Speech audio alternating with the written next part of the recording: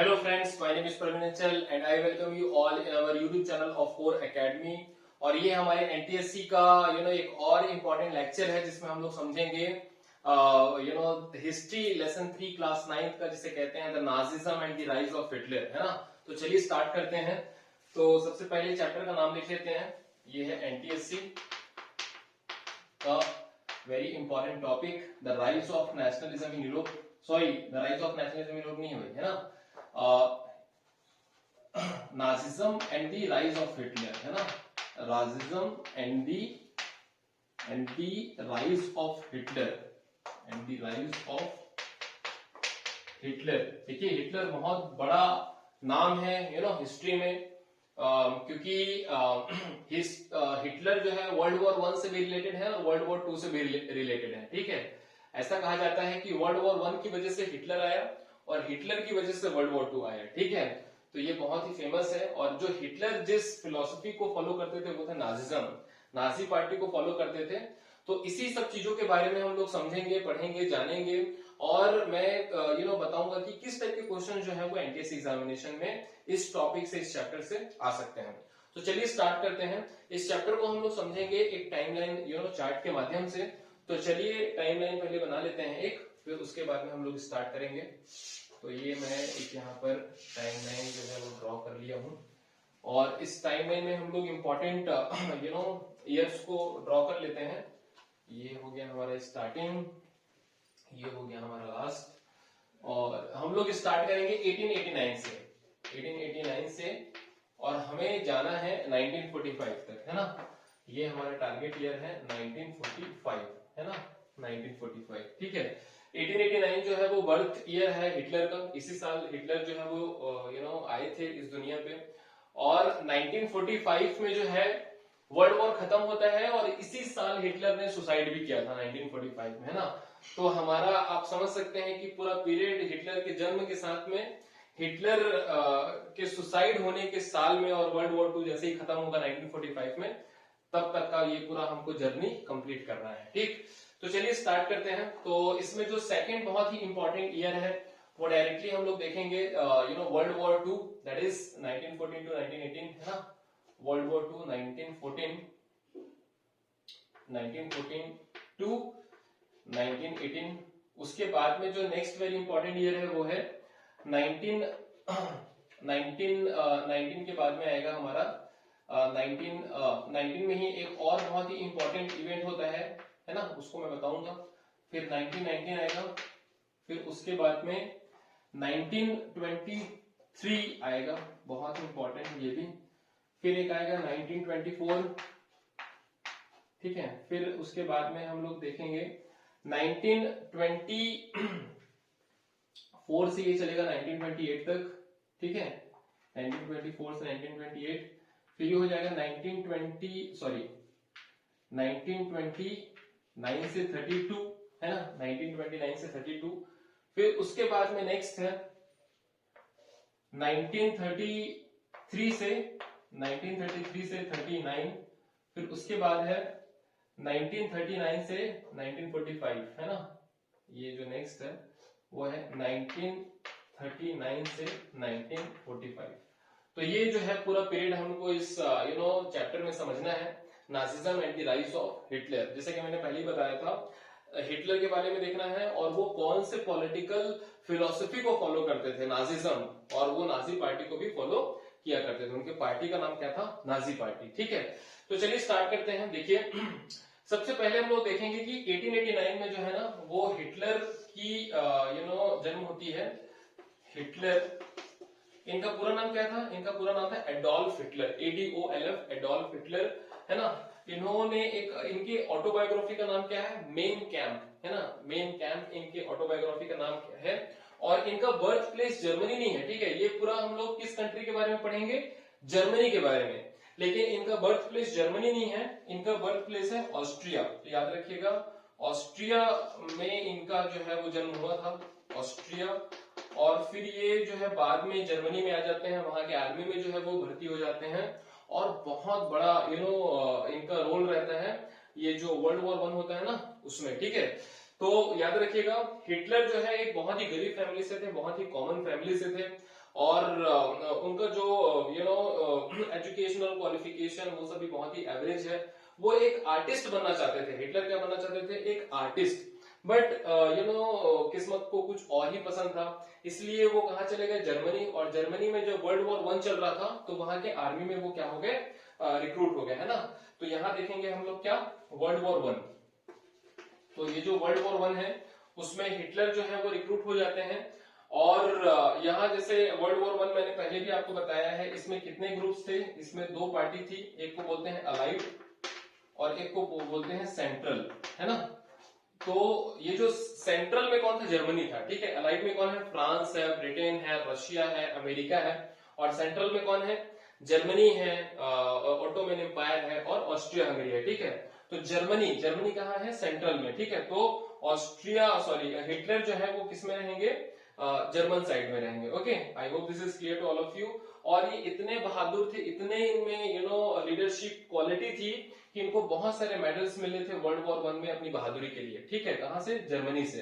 तो इस तरीके से आप समझ सकते हैं। ये जो 1940 से 1980 तक जो ये वर्ल्ड वॉर 1 चला था उसमें सेंट्रल ग्रुप की हार होती है, सेंट्रल पावर की क्या होती है, हार होती है, और अलाइड पावर की इसमें जीत होती है। तो जब जो सेंट्रल पावर मतलब कि जब जर्मनी हारा, है ना, वर्ल्ड वॉर 1 जब जर्मनी हारा तो वहां के लोग, जर्मन के लोग ऐसा सोचते थे कि जर्मनी इसलिए नहीं हारा क्योंकि उनकी आर्मी वीक थी, कमजोर थी। जर्मनी इसलिए हारा क्योंकि वहां के जो लीडर्स थे ना उन्होंने बहुत ज्यादा गलत फैसले लिए और वो इनकैपेबल थे।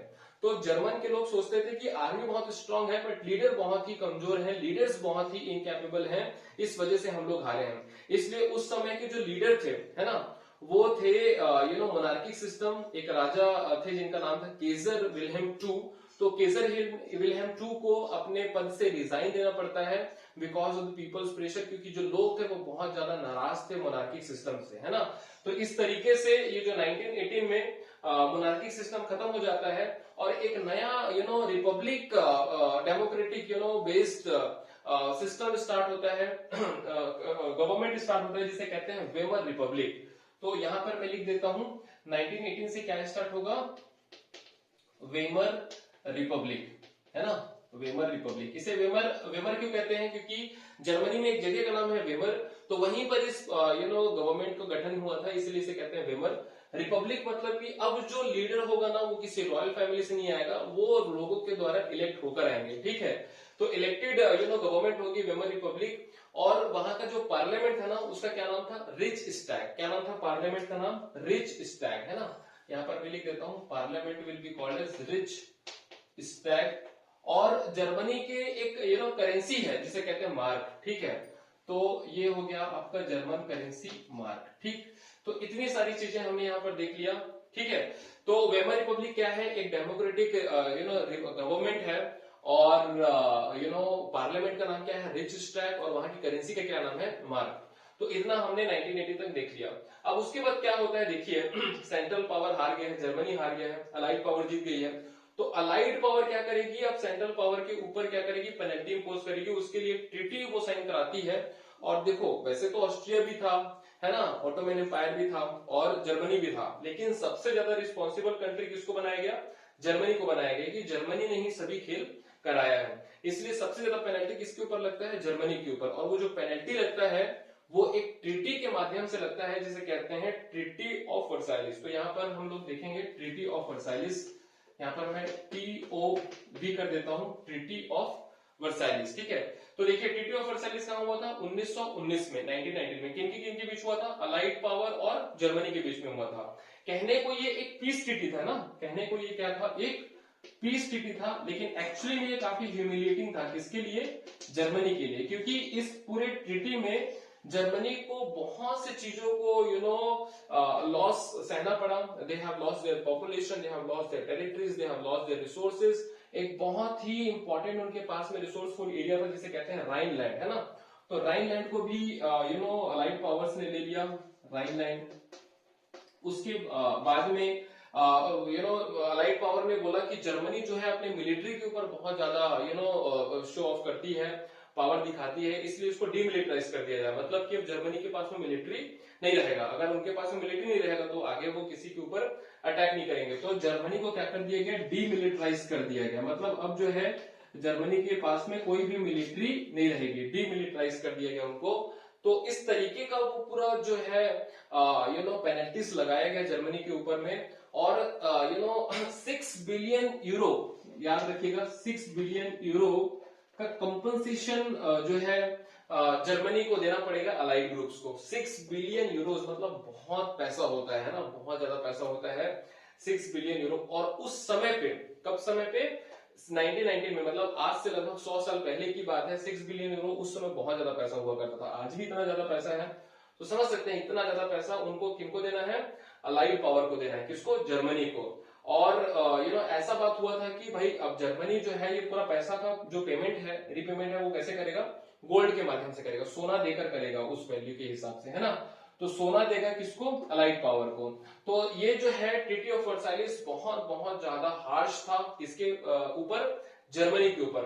तो आई होप इतना आपको बहुत अच्छे से समझ में आया होगा। अब इन सभी चीजों को कौन देख रहे हैं, इन सभी चीजों को देख रहे हैं हिटलर। हिटलर चूंकि आर्मी में थे, और आर्मी में होने के नाते हिटलर चाहते थे कि हम लड़ाई बहुत अच्छे से लड़े और जीते। लेकिन जब जर्मनी की हार होती है तो हिटलर को बहुत दुख पहुंचता है। और जब ये वेमर रिपब्लिक इस पूरे टर्म्स एंड कंडीशन को एक्सेप्ट कर लेती है ना, तो हिटलर जो है वो वेमर रिपब्लिक का दुश्मन बन जाता है। वो सोचता है कि वेमर रिपब्लिक जो है हमारे देश को बर्बाद कर रही है, ट्रीटी ऑफ वर्साइलिस के सभी पॉइंट्स को एक्सेप्ट कर लिए, हमको इतना सारा लॉस उठाना पड़ रहा है। इस वजह से जो है हिटलर के मन में बहुत ज्यादा क्रोध आ जाता है अपने गवर्नमेंट के प्रति, और ओवरऑल इन टोटलिटी जो ये अलाइड पावर्स हैं उनके भी प्रति। ठीक है, अब इसके बाद में क्या होता है, जो हिटलर होते हैं ना, अब सोचते हैं कि आर्मी में बहुत रह लिए, अब हमको किस में चलना चाहिए, पॉलिटिक्स में। तो इसीलिए वो एक पॉलिटिकल पार्टी में आ जाते हैं जिसे कहते हैं नाजी, है ना, नाजी पार्टी। और नाजी पार्टी का एक और नाम है जिसे कहते हैं nationally socialist German workers party. क्या कहते हैं, national socialist German workers party. तो ये नाजी पार्टी का एक और दूसरा नाम है। ठीक है, तो इस तरीके से जो हिटलर की एंट्री किस में हो जाती है, पॉलिटिक्स में हो जाती है ना। तो आई होप कि यहां तक आपको बहुत अच्छे से समझ में आया होगा। अब उसके बाद में आगे चलते हैं हम लोग 1923 में। तो 1923 में हम लोग देखेंगे क्या, इकोनॉमिकल एंड पॉलिटिकल क्राइसिस। तो पहले मैं लिख देता हूं economical and political crisis, economical and political crisis. अब सबसे पहले हम लोग समझते हैं जो पॉलिटिकल क्राइसिस हुआ था उसे। तो यहां पहले मैं लिखता हूं पॉलिटिकल क्राइसिस, पॉलिटिकल क्राइसिस, है ना। अब भाई पॉलिटिकल क्राइसिस क्या हो गया था, तो देखिए उस समय पे जो वेमर रिपब्लिक से लोग जो है उतने सेटिस्फाइड नहीं थे, क्योंकि उन्होंने सभी टर्म्स एंड कंडीशन को एक्सेप्ट कर लिया था, और बाकी चीजों में भी वो उतना ज्यादा इफेक्टिव तरीके से मैनेज नहीं कर पा रहे थे, है ना। याद रखिएगा ये वेमर रिपब्लिक कब से कब तक चलेगा, वेमर रिपब्लिक 1918 से 1933 तक चलेगा, है ना। याद रखिएगा 1918 से 1933 तक। 1933 में फिर कौन आ जाएगा, हिटलर आ जाएगा, है ना। तो इनका टाइम पीरियड याद रखिएगा। ठीक, तो पॉलिटिकल क्राइसिस क्या हो जाता है कि लोग जो है ना, देखिए 1923 जस्ट 6 साल पहले 1917 में रशिया रिवॉल्यूशन हुआ था, और रशिया और जर्मनी काफी पास है ना। तो अगर रशिया में इतना बड़ा रिवॉल्यूशन हो जाएगा तो जाहिर सी बात है उसका जो इफेक्ट है वो जर्मनी में तो दिखेगा ही। तो जर्मन के लोग भी चाहते थे, जर्मनी के लोग भी चाहते थे कि वहां भी कुछ उसी तरीके का कुछ मूवमेंट हो, सोशलिज्म बेस्ड कुछ गवर्नमेंट बने, है ना, कंट्री सोशलिज्म की तरफ बढ़े। तो इसीलिए एक पार्टी का गठन हुआ था जिसे कहते हैं स्पार्टिसिस्ट लीग। क्या कहते हैं, स्पार्टिसिस्ट लीग। तो स्पार्टिसिस्ट लीग लिख देते हैं, स्पार्टिसिस्ट लीग। अब इस स्पार्टिसिस्ट लीग जो है ना, उसको कौन सपोर्ट कर रहे थे, स्पार्टिसिस्ट लीग जो है वो किसको डिमांड करी थी, सोशलिज्म के बेसिस पे गवर्नमेंट चाहती थी, लेकिन इसको जो है, और ये वेमर रिपब्लिक के अगेंस्ट में थी। तो इसीलिए वेमर रिपब्लिक ने जो स्पार्टिसिस्ट लीग को क्या कर दिया, खत्म कर दिया with the help of free corps. तो ये फ्री कॉप्स क्या है, फ्री कॉप्स मतलब होता है जो वॉर वेटरन्स होते हैं ना, जो सीनियर ऑफिसर्स होते हैं आर्मी के, तो उसकी मदद से स्पार्टिसिस्ट लीग को क्या कर दिया गया, खत्म कर दिया गया। तो इस तरीके से ये समझ सकते हैं पॉलिटिकल क्राइसिस को। ये जो वेमर रिपब्लिक को जो सपोर्ट करते थे ना लोग, उसे क्या कहते हैं, नवंबर क्रिमिनल्स।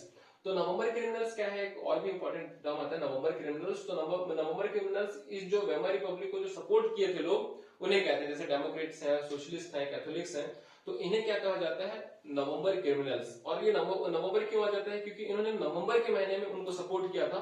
और क्रिमिनल क्यों कहा जाता है, क्योंकि वेमर रिपब्लिक ने सभी terms and condition of treaty of Versailles को एक्सेप्ट कर लिया था। इसीलिए जो लोग वेमर रिपब्लिक को सपोर्ट किए थे उन्हें क्या कहते हैं, नवंबर क्रिमिनल्स। तो इस तरीके से जो आपको पॉलिटिकल क्राइसिस बहुत अच्छे से समझ में आ गया होगा। उसके बाद में दूसरा जो मैं बताना चाहूंगा वो है इकोनॉमिकल क्राइसिस। ठीक है, इकोनॉमिकल क्राइसिस, है ना। तो इकोनॉमिकल क्राइसिस भी देख लेते हैं बहुत अच्छे से।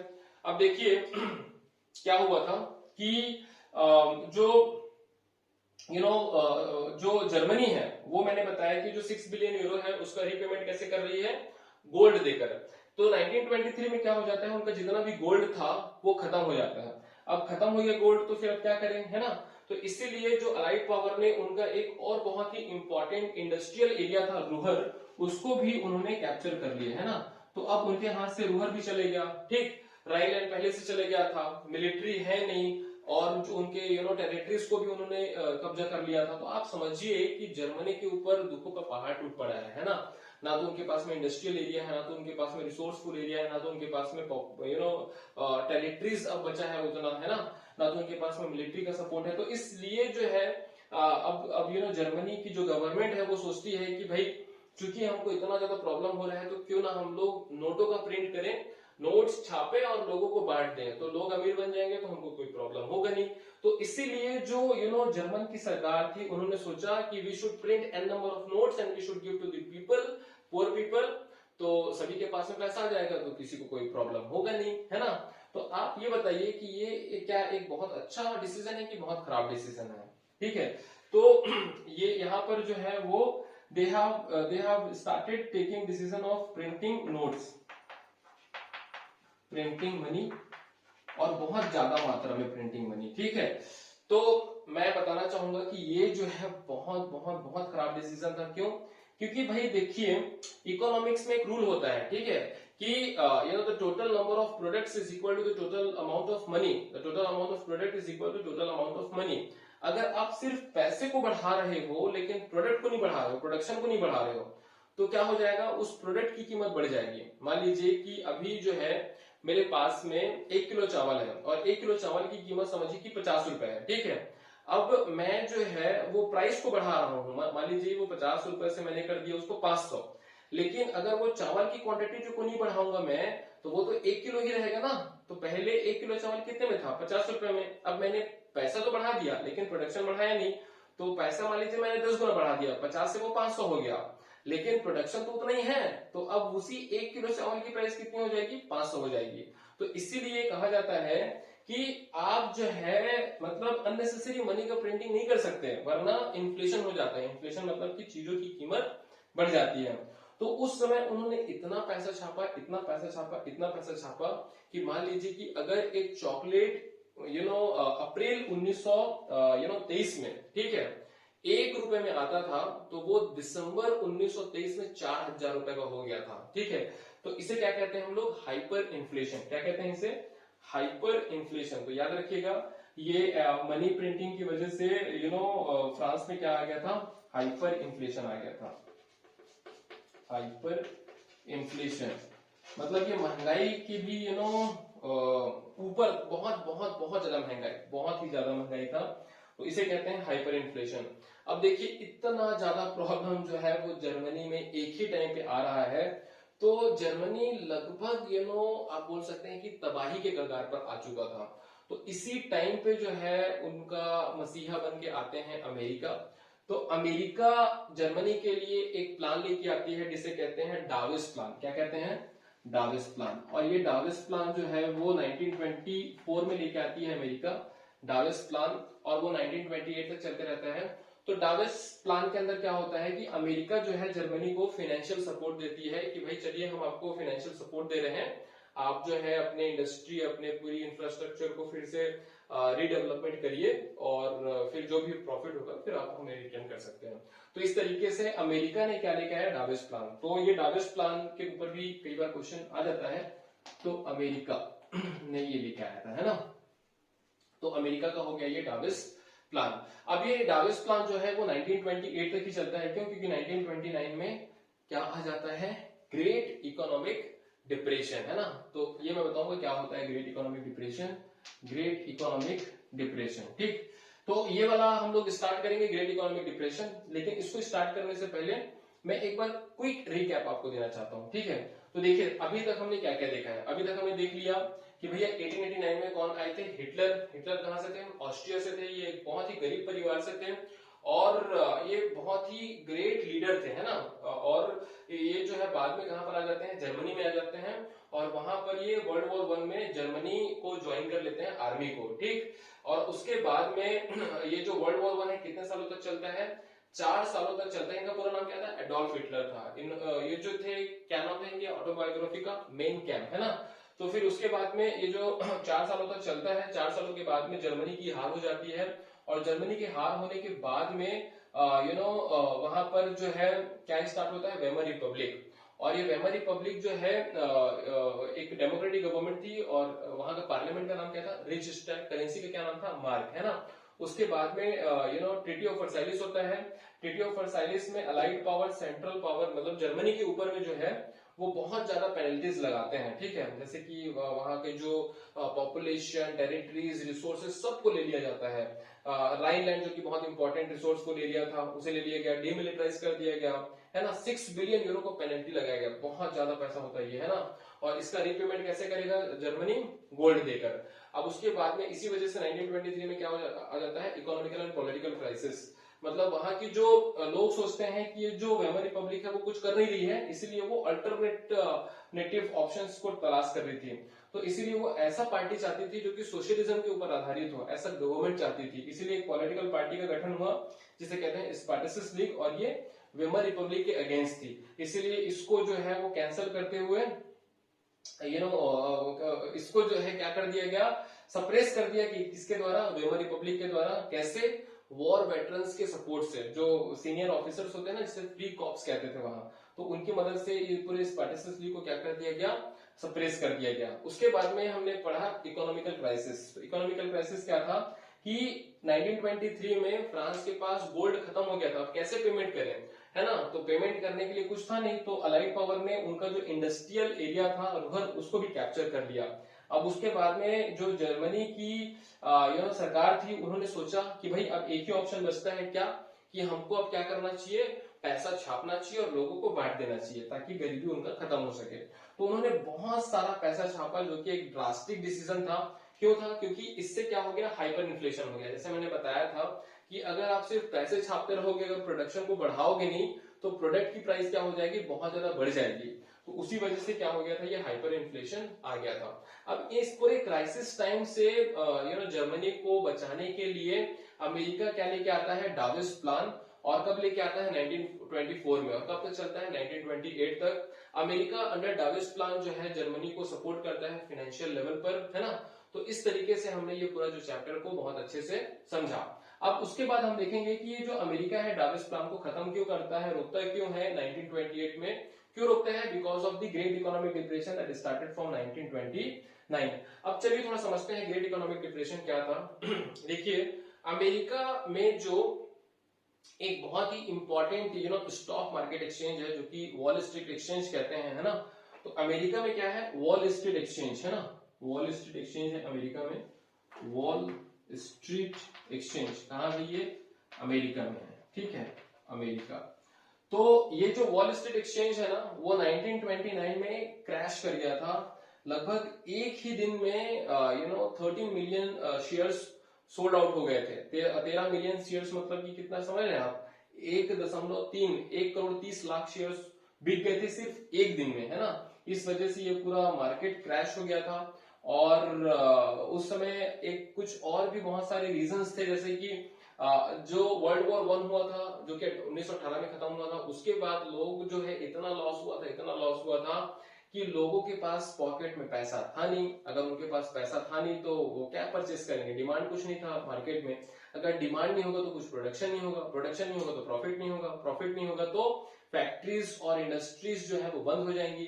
अगर फैक्ट्रीज और इंडस्ट्रीज बंद हो जाएंगी तो क्या होगा, लोगों को जॉब नहीं मिलेगा, अनएम्प्लॉयमेंट बढ़ जाएगी, है ना, और एक बहुत जबरदस्त तरीके की गरीबी आ जाएगी। तो इस पूरे ग्रेट इकोनॉमिक डिप्रेशन में जो सबसे ज्यादा परेशान देश हुआ था ना, वो कौन था, जर्मनी, है ना, क्योंकि जर्मनी का पूरा इकोनॉमिकल फंडिंग कहां से होता था, अमेरिका से, और अमेरिका ने स्टॉप कर दिया 1928 में। ऊपर से ग्रेट इकोनॉमिक डिप्रेशन स्टार्ट हुआ तो जो लोगों का थोड़ा बहुत रोजगार था वो भी चले गया, है ना। तो वर्स्ट अफेक्टेड कंट्री कौन था, जर्मनी था, है ना। Germany was worst affected country. Okay, Germany was worst affected country, ठीक है, Germany was worst affected country in this great economic depression. अभी जो ग्रेट इकोनॉमिक डिप्रेशन जो है वो 1932 तक चला। लोग जो थे कंप्लीटली होपलेस हो गए थे, उनको कुछ आशा दिख नहीं रहा था। ऐसे कंडीशन में कौन उभर के आए, हिटलर, है ना।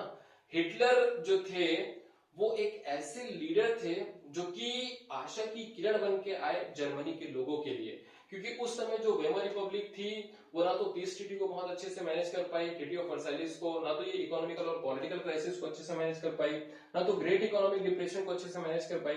इसलिए लोग जो थे वो वेमर रिपब्लिक से बहुत ज्यादा नाराज हो गए थे कि भाई ये तो बहुत ही इनकैपेबल गवर्नमेंट है, कुछ नहीं कर पा रही है। इसलिए वो एक ऐसे मसीहा ढूंढ रहे थे जो कि उनके सभी दुखों को दूर कर दे।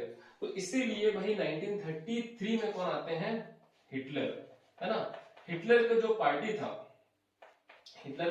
था, नाजी पार्टी, उनका 1928 में अगर आप उनका पॉपुलैरिटी परसेंटेज देखेंगे तो वो बहुत ही कम था, अराउंड 2.7% के आसपास। लेकिन वो जो 1932 में वो बढ़कर कितना हो जाता है, 36 to 37% के आसपास हो जाता है। मतलब कि इतना ज्यादा ग्रोथ नाजी पार्टी के पॉपुलैरिटी में होता है, और इस वजह से नाजी पार्टी जो है ना वहां पर जो है इलेक्शन जीत जाती है। और उसके बाद में जो वहां के प्रेसिडेंट होते हैं, हिंडनबर्ग, है ना, तो प्रेसिडेंट हिंडनबर्ग जो थे वो 30 जनवरी का डेट था 1933 को। हिंडनबर्ग जो है वो हिंडनबर्ग जी जो है कौन थे, प्रेसिडेंट थे, है ना। तो वो किसको इनवाइट करते हैं, हिटलर को इनवाइट करते हैं। हिटलर को क्यों इनवाइट करते हैं, क्योंकि हिटलर को वो क्या बना देते हैं, चांसलर, ठीक है। अब सर आप पूछोगे ये चांसलर क्या होता है, तो chancellor is equivalent to prime minister of India. जैसे भारत में प्राइम मिनिस्टर होता है ना, वैसे ही जर्मनी में क्या होता है, चांसलर, बहुत ही इंपॉर्टेंट पोस्ट होता है। तो अब हिटलर क्या बन गए, जनवरी 1933 के बाद में जर्मनी के चांसलर बन गए, बहुत ही पावरफुल पोस्ट होता है ये। उसके बाद में 28 ऑफ फेब में क्या आता है, फायर डिग्री आता है, जिसमें हिटलर ने लोगों की जो बेसिक राइट्स थी उसको खत्म कर दी। और 23 ऑफ मार्च 1933 को वो एक इनेबलिंग एक्ट लेके आते हैं। क्या लेके आते हैं, इनेबलिंग एक्ट। तो ये बहुत ही इंपॉर्टेंट है, ये पूछने का सबसे ज्यादा चांस है ना, इनेबलिंग एक्ट। तो इनेबलिंग एक्ट में क्या होता है कि हिटलर बोलते हैं कि भाई जो अब मैं ही पूरे जर्मनी का सबसे पावरफुल अथॉरिटी हूं, मेरे से ऊपर कोई नहीं है, मेरे से नीचे सब कुछ है ना। जो भी लेजिस्लेटिव, एग्जीक्यूटिव और जुडिशरी पावर है वो सभी किसके हाथों में आ जाएगा, हिटलर के हाथों में आ जाएगा। ऐसा पावर किसके माध्यम से आ जाता है, ये इनेबलिंग एक्ट के माध्यम से आ जाता है, ठीक है। तो अब जो है हिटलर सबसे ज्यादा पावरफुल पर्सन बन चुके हैं और इनके ऊपर कुछ नहीं है, कोई इन्हें कंट्रोल नहीं कर सकता। मतलब कि हिटलर जो है वो लिटरली क्या बन गए हैं, डिक्टेटर। क्या बन गए हैं, हिटलर डिक्टेटर बन गए हैं। और जो फ्रांस में डेमोक्रेसी थी ना वो खत्म हो जाती है, और इनेबलिंग एक्ट के बाद में क्या स्टार्ट होता है, डिक्टेटरशिप स्टार्ट होता है फ्रांस में। और कौन होंगे वहां के डिक्टेटर, हिटलर होंगे। अब समझिए हिटलर डिक्टेटर बन चुके हैं, तो अब जो भी डिसीजन लेगा ना वो कौन लेगा, हिटलर लेगा। तो आप समझते हैं कि हिटलर डिक्टेटर बनने के बाद में क्या क्या डिसीजन लेते हैं। सबसे पहले उन्होंने डिसीजन लिया है ना 1933 में कि हम लोग जो है एक लीग ऑफ नेशन बना था, ये वर्ल्ड वॉर 1 के बाद में लीग ऑफ नेशन बना था ताकि पीस और हार्मोनी आ सके इंटरनेशनल लेवल पर। तो उसमें से उन्होंने अपने आप को विड्रॉ कर लिया, क्यों, क्योंकि जर्मनी को उसमें बहुत ज्यादा इग्नोर किया जाता था, ठीक है। तो लीग ऑफ नेशन से बाहर आ गए। उसके बाद में 1936 में जो ये राइनलैंड है ना जिसको अलाइड पावर ने कब्जा कर लिया था, तो उसको फिर उन्होंने वापस रीगेन कर लिया राइनलैंड को, कब, 1936 में।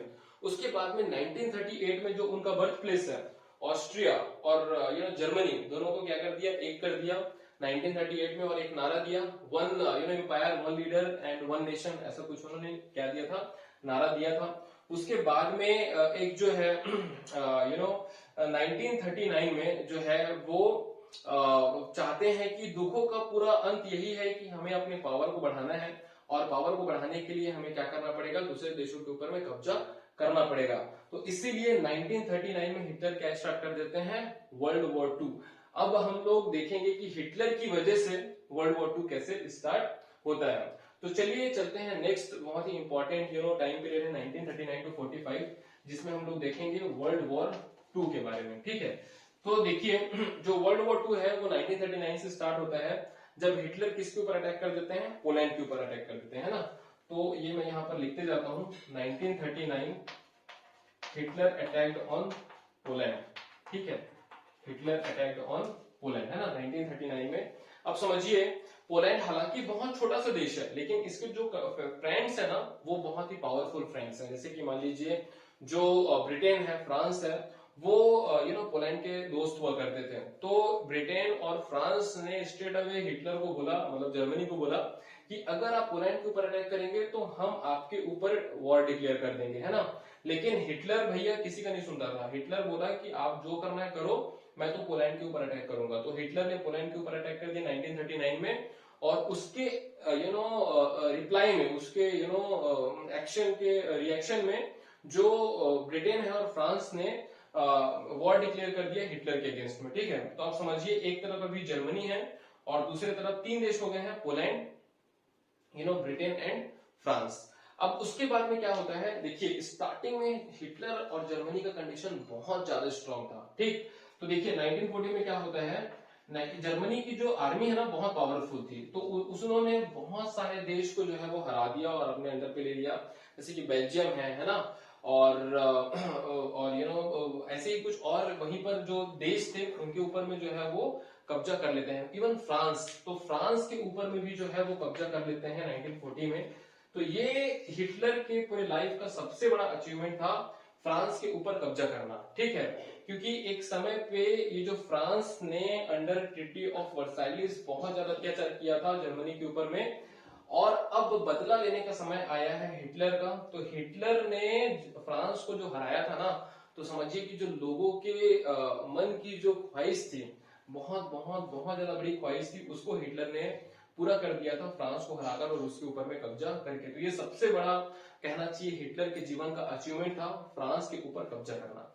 उसके बाद में हिटलर जो था वो थोड़ा एम्बिशियस पर्सन था। उसने 1940 में एक, देखिए अब एक तरफ तो भाई पोलैंड है ना, एक तरफ पोलैंड है, ब्रिटेन है, फ्रांस है, और दूसरी तरफ जर्मनी अकेले है। तो इसीलिए अपने पावर को बढ़ाने के लिए 1940 में उसने जो है ना एक ट्रीपार्टाइट पैक्ट करता है। ट्रीपार्टाइट पैक्ट, यहां पर मैं लिख देता हूं, ट्रीपार्टाइट पैक्ट, ट्रीपार्टाइट पैक्ट, जिसमें वो ना तीन देशों के साथ में, ट्री मतलब तीन ना, तीन देशों के साथ में वो एग्रीमेंट करते हैं। तो एक देश का नाम है हमारा, एक देश का नाम है जर्मनी खुद, ठीक, दूसरे देश का नाम है जापान, और तीसरे देश का नाम है इटली। तो ये तीन देश मिलकर क्या करते हैं, ट्रीपार्टाइट पैक्ट साइन करते हैं। अब देखिए ये तीनों देश मिलकर क्या कहलाएंगे, एक्सिस पावर। क्या कहलाएंगे ये मिलकर, एक्सिस पावर कहलाएंगे, है ना, ये एक्सिस पावर कहलाएंगे। ओके, तो इस तरीके से आप समझ सकते हैं कि एक्सिस पावर का फॉर्मेशन कैसे होता है। अब देखिए यहाँ भी तीन देश थे, पोलैंड, फ्रांस और ब्रिटेन, और यहाँ भी तीन देश हो गए, जर्मनी, जापान और इटली। तो अभी थोड़ा सा बैलेंस में सिचुएशन है। अब अभी भी ये जो जर्मनी का कंडीशन बहुत ही ज्यादा स्ट्रांग है, लेकिन 1940 के बाद में कुछ ब्लंडर हिटलर जो है वो कर जाता है। क्या क्या ब्लंडर करते हैं इसे थोड़ा देखते हैं। सबसे पहले मैं आपको बताना चाहूंगा 1941 में, तो 1941 जून का महीना था, है ना, हिटलर जो है अपने एक्सिस पावर की मदद से कहां पर अटैक कर देता है, रशिया के ऊपर अटैक कर देता है। ठीक है, हिटलर कहां पर अटैक कर दिया, रशिया के ऊपर अटैक कर दिया। और इस रशिया के ऊपर जो अटैक होता है ना उसे कहते हैं ऑपरेशन बारबरोसा। क्या कहते हैं, ऑपरेशन बारबरोसा, है ना। अब ये इसलिए बहुत बड़ा ब्लंडर इसलिए था क्योंकि देखो अगर आप वर्ल्ड मैप में देखोगे ना, तो ये समझिए कि जर्मनी है तो रशिया इस साइड में है और फ्रांस और ब्रिटेन इस साइड में है ना। तो ऑलरेडी उसने फ्रांस और ब्रिटेन के साथ में बहुत बड़ा पंगा ले लिया था, और अब रशिया के साथ में भी पंगा ले रहा है। तो ईस्ट और वेस्ट दोनों साइड से गिर जाएगा वो कौन, जर्मनी। तो इसलिए ये बहुत जरूरी नहीं था कि आप रशिया के ऊपर जो है वो अटैक करो, ठीक है, लेकिन फिर भी उन्होंने अटैक कर दिया। लेकिन रशिया के पास में बहुत स्ट्रॉन्ग पावरफुल आर्मी थी, जिसे कहा जाता था रेड गार्ड्स, है ना। तो रेड गार्ड्स ने इस तरीके से जर्मनी को जवाब दिया कि जर्मन की जो सेना थी ना उसको वापस भागना पड़ा अपने देश जर्मनी, और रशिया जो है उनको दौड़ाते हुए कहां तक पीछा की, बर्लिन। बर्लिन कहाँ है, जर्मनी में, उसका कैपिटल है, राजधानी है ना जर्मनी का। तो इस तरीके से जो है ना काफी बड़ा ब्लंडर कर गया कौन, हिटलर। और रशिया जो है जर्मनी से इतना नाराज हुआ इस पूरे एक्टिविटीज की वजह से, क्योंकि कोई जरूरत नहीं था, बिना फालतू मतलब पर जो है वो रशिया के ऊपर अटैक किया उन्होंने। इसलिए रशिया अब किसका साथ देगा, दिस फ्रांस का, ब्रिटेन का साथ देगा, है ना। तो रशिया, फ्रांस, ब्रिटेन ये सभी अब एक साथ आएंगे और किसका फॉर्मेशन करेंगे, अलाइड पावर का, ठीक है। उसी साल 1941 में ही देखिए जापान यहाँ पर है, जापान की एक बहुत बड़ा ब्लंडर कर जाता है 1941 में ही, इसे भी समझ लेते हैं। जापान जो है वो कहां पर अटैक कर देता है, पर्ल हार्बर में, ठीक है, पर्ल हार्बर में अटैक कर देता है। और यहाँ पर जो है ना अमेरिका की नेवी रहती है पर्ल हार्बर में। तो जब अमेरिका की नेवी के ऊपर अटैक होता है पर्ल हार्बर में, तो अमेरिका इतना ज्यादा गुस्सा होता है, तो अमेरिका भी ज्वाइन कर लेता है वर्ल्ड वॉर 2 को। तो देखिए रशिया और अमेरिका कौन से साल में आए वर्ल्ड वॉर 2 में, 1941 में ही आए थे, है ना। तो एक तरफ अब कौन हो गया, जर्मनी, जापान, इटली, किसको रिप्रेजेंट कर रहे हैं, एक्सिस पावर को। और दूसरी तरफ कौन हो जाएगा, रशिया हो जाएगा, अमेरिका, है ना, ब्रिटेन और फ्रांस। तो ये सभी कंट्रीज क्या कहलाएंगे, अलाइड पावर कहलाएंगे। तो आप समझ सकते हैं वर्ल्ड वॉर 2 में कितने पावर थे, 2 पावर थे। एक का नाम था अलाइड और दूसरे का नाम था एक्सिस, ठीक है।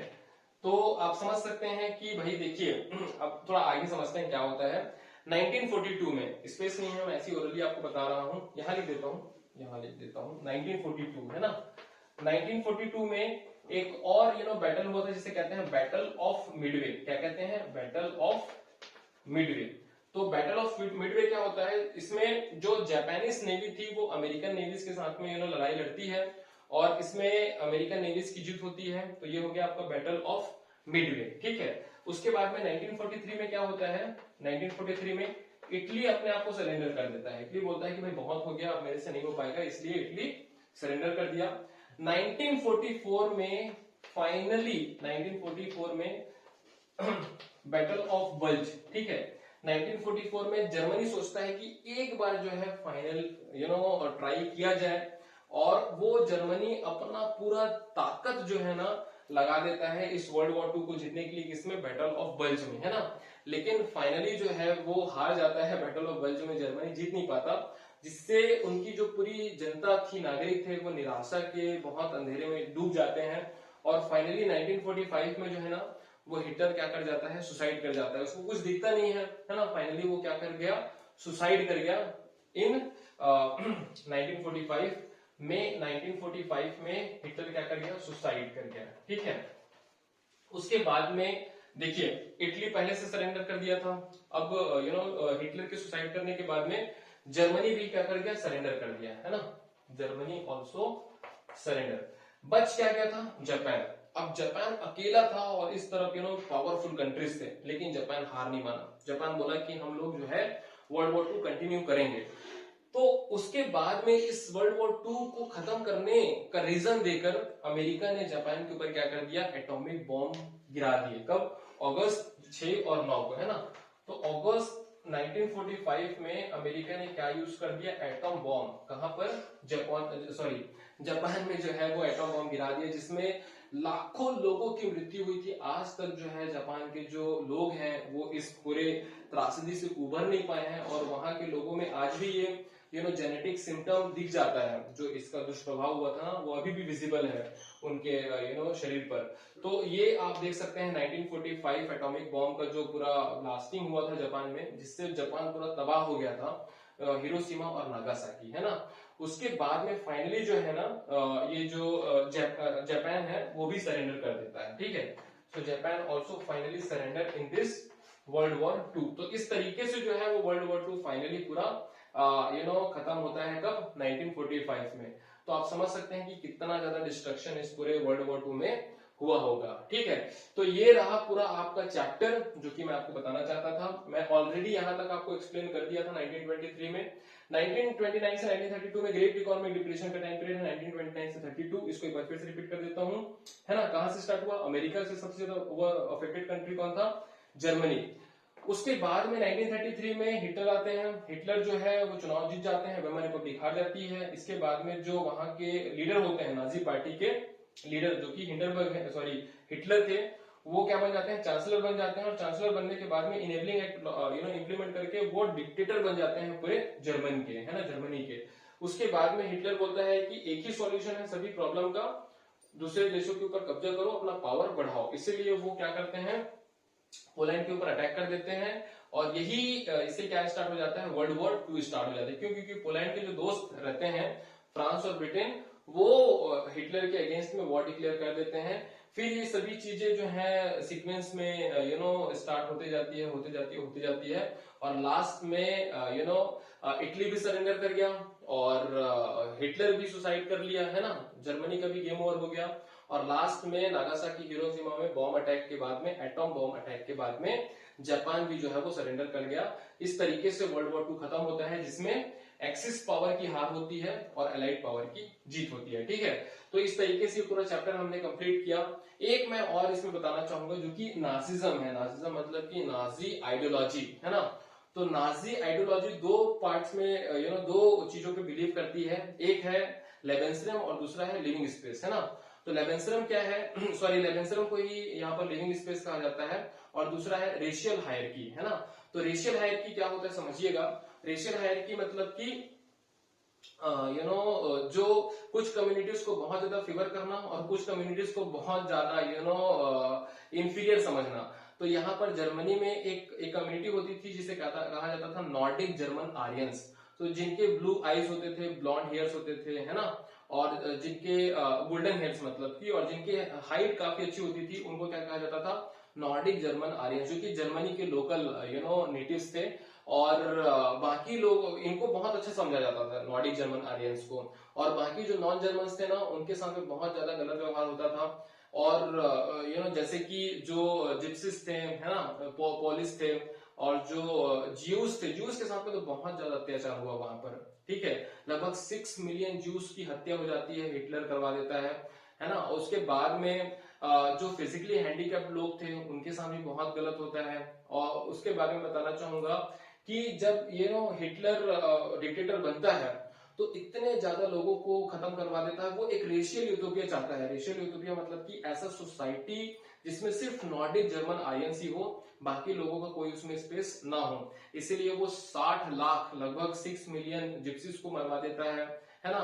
1 मिलियन पोलिश लोगों को मरवा देता है जो कि पोलैंड से होते हैं। 2 लाख जिप्सीज को मरवा देता है जो कि स्पेशल लोग होते हैं, कास्ट के लोग होते हैं, वहां पर लोकल पीपल होते हैं। उसके बाद में वो 70,000 फिजिकली हैंडीकैप्ड लोगों को भी मरवा देता है। तो इस तरीके से आप समझ सकते हैं कि दुनिया में सबसे ज्यादा मर्डर अगर किसी एक इंडिविजुअल ने किया है तो वो है हिटलर, है ना। इसीलिए हिटलर को सेकंड नेम ऑफ पनिशमेंट भी कहा जाता है। इसके अलावा वो कई सारे टेक्निक्स भी इजाद किया था लोगों को मारने के लिए, है ना। और वो डिफरेंट डिफरेंट टर्म्स और वर्ड्स यूज करता था। जैसे कि मान लीजिए कि अगर किसी फिजिकली हैंडीकैप्ड पर्सन को खत्म करना है तो वो एक इथुनेशिया टर्म यूज करता था। अगर लोगों को एक साथ मारना है तो जिनोसाइड। अगर ज्यूस लोगों को एक साथ करना है तो एक होता था जिसे कहते थे अपन फाइनल सॉल्यूशन। तो फाइनल सॉल्यूशन मतलब क्या होता था, अगर आप ज्यूस लोगों को एक साथ मार रहे हो तो उसे क्या कहते थे, फाइनल सॉल्यूशन, है ना। एक टाइम था जब हिटलर बना 1933 में। तो 1933 में जब हिटलर बना डिक्टेटर तो उसने बोला कि ज्यूस लोग जो है वो हमारे साथ अब नहीं रह सकते, है ना, एज अ सिटीजन।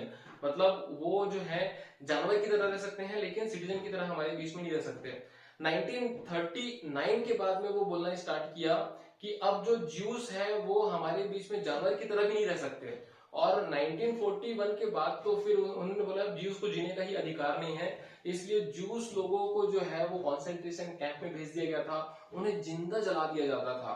और जो लोग थोड़े से अच्छे हेल्दी थे ना, उनसे 16-16, 18-18 घंटे काम कराया जाता था एक दिन में। तो इस तरीके का एक्सप्लॉयटेशन हुआ था जर्मनी में, बहुत बहुत बहुत ज्यादा इनह्यूमन एक्टिविटी था ये पूरा जो है स्टोरी।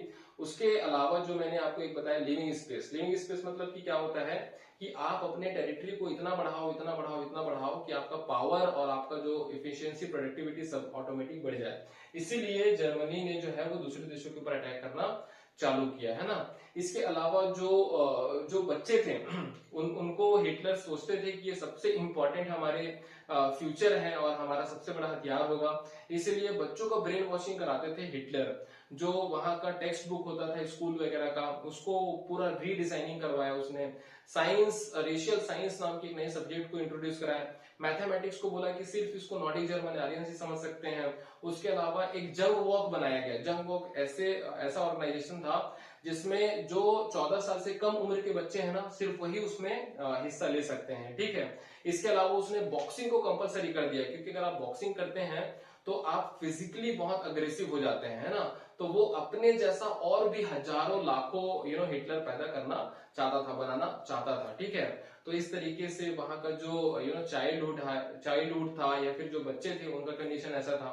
उसके बाद में जो मदर थी, माताएं थी या फिर वुमेन था, उनको भी ऐसा कहा जाता था कि आप जो है अपने बच्चों को नाजी वैल्यू सिखाइए। और जो महिलाएं जितना ज्यादा जर्मन बच्चों को पैदा करती थी उनको अप्रिशिएट किया जाता था। जैसे कि अगर आपके पास बहुत सारे बच्चे हैं, डिजायरेबल बच्चे हैं, तो आपको ऑनर क्रॉस मिलेगा।